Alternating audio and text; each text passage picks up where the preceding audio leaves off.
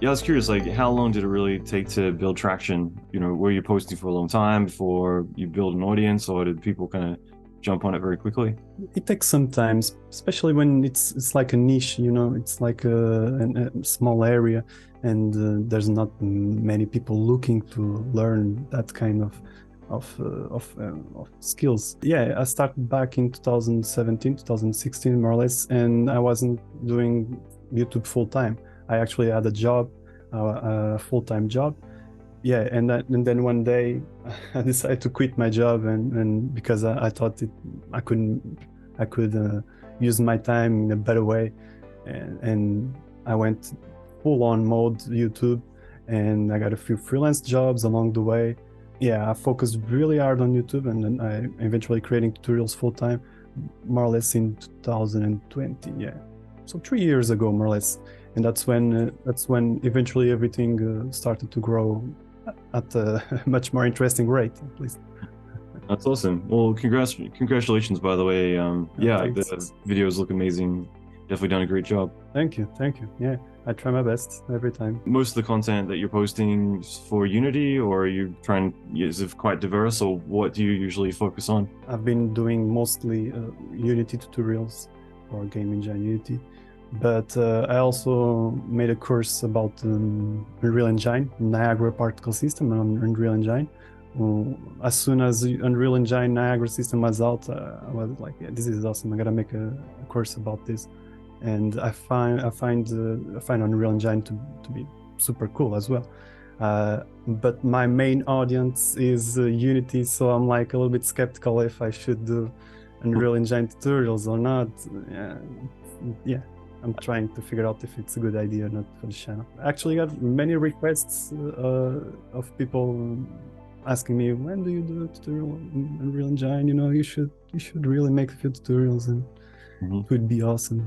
Yeah, I feel like a lot of the information tends to translate over pretty well. Trying to Yeah. build out a character pipeline at the moment for V-Ray and Max, but I was looking at Maya stuff just to get a bit of reference, and it's kind of the same stuff, the theory and everything else in between. I guess like for you using Unity, like, and having experience in Unreal, like, what's your take on the two? Like, how do they compare in from your perspective? Yeah, that's a very common question, and I'm always fascinated by both engines actually, and I find them to be, specifically talking in visual effects terms, I find them to be quite similar, especially when it comes to tools like VFX Graph or Niagara.